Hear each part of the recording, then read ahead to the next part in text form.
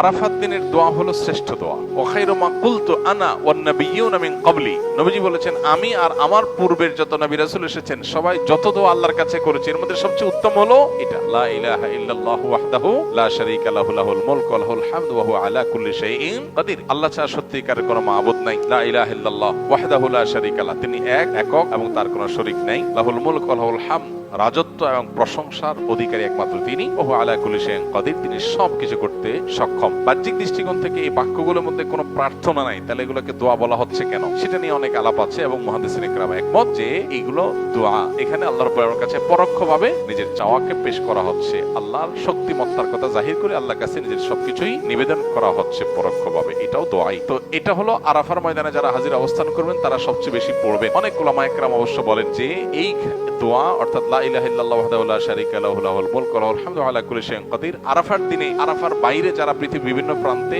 গায়রে হাজী যারা আছি তারাও পড়তে পারেন, বরং আরাফার দিনে তাদের এটা পড়া উচিত এবং এ ব্যাপারে অনেকে রেকমেন্ড করেন।